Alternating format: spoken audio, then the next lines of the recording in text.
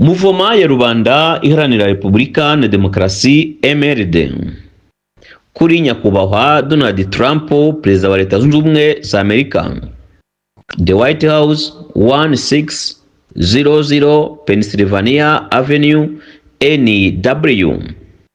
Washington DC 20500. Ku itariki 8 Gicurasi 2025. Impamvu kwamagana igitekerezo cyo kohereza abimukira mu Rwanda. Nyakubahwa Perezida, Muvoma ya rubanda iharanira Repubulika na Demokarasi MRD izinduwe no kubagaragariza ihangayikishijwe cyane kandi yamagana igitekerezo icyo ari cyo cyose cyerekeranye n'umugambi cyane amasezerano agamije kohereza abimukira birukanywe muri Leta Zunze Ubumwe za Amerika bakoherezwa mu Rwanda.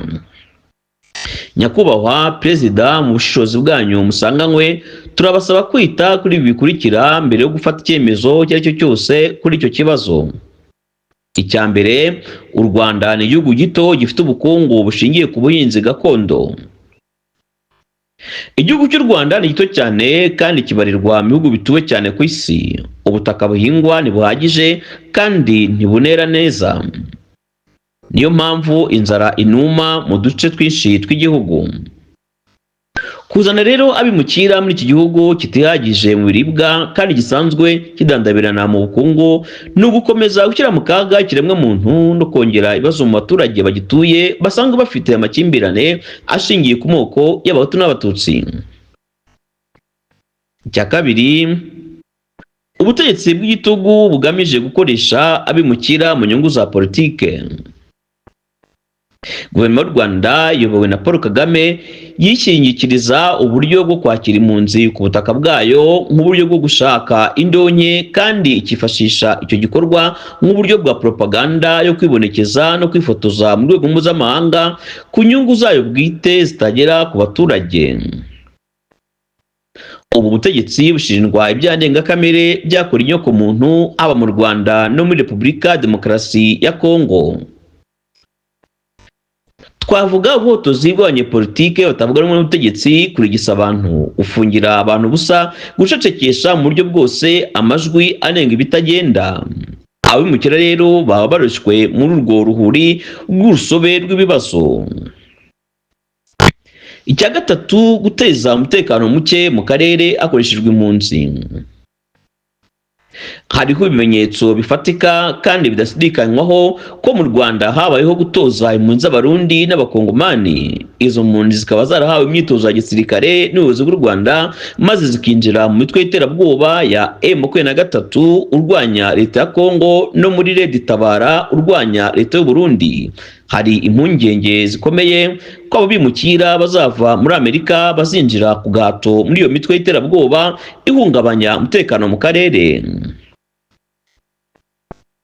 Icya kane, igihugu gihungabanya kandi kigatoteza impunzi. Imiryango myinshi iharanira uburenganzira bwa muntu mu bushakashatsi yakoze yerekanye ko u Rwanda rwakoze ibikorwa byinshi bihungabanya ubuzima n'uburenganzira bw'impunzi ziri ku butaka bw'u Rwanda. Hari ubwicanyi bwakorewe mu nkambi ya Kiziba. Izo mpunzi zariho zigaragambya zisaba gusubizwa mu gihugu cyazo cy'amavuko. Bamwe mu bahagarariye izo mpunzi baheze mu magereza yo mu Rwanda. Ku rundi ruhande kandi u Rwanda rukurikirana impunzi zaruhunze hirya no hino ku isi kugira ngo zirugirire nabi. Twibuke ishimutwa riteye isoni ryakorewe Paul Rusesabagina. Kagame n'abambari be bakoze ibikorwa byinshi byambukiranya imipaka bigamije kugira nabi impunzi n'abimukira. Abamaze kubigwamo ntibagira umubare. Iyi myitwarire ihabanye n'amategeko ya Amerika ku byerekeranye no kubahiriza uburenganzira bw'impunzi. Ku mwanya wa gatanu, ubutegetsi butoteza abakristu n'abandi bantu bemera Imana. Amagana y'abakristu amaze kwicwa, abandi babura irengero bikozwe na Paul Kagame n'abambari be, dore ko nta gikorwa mu Rwanda aba kibaho atakizi. Aba twibutse yicwa ry'umuririmbyi w'umuhanzi Kizito Mihigo waguye mu maboko ya polisi ya Leta y'u Rwanda ku wa 17 Gashyantare 2020. Mu 2024 Kagame n'ubutegetsi bwe bafunze insengero zirenga 10,000 naho izigera kuri 600 zirasenywa. Ubutegetsi kandi bwivanze mu birebana n'imiyoborere n'amatorero ndetse kugeza no mu kwaka imisoro ku maturo, bategeka amatorero ibyo agomba gukora mu buzima bwa buri munsi. Tumaze rero kwerekana ibibi byose n'ibindi tutarondora, turasaba nyakubahwa perezida kutagira no kwamagana icyo cyifuzo cy'u Rwanda cyo kuba mwakohereza abimukira. Iki gikorwa ntikireba gusa ibyerekeye umutekano w'impunzi, ahubwo kinareba icyubahiro cya muntu kandi kikanareba icyizere, icyubahiro n'ubudahangarwa bwa Leta Zunze Ubumwe za Amerika nk'abarengera uburenganzira bwa muntu kandi bakimakaza amahoro.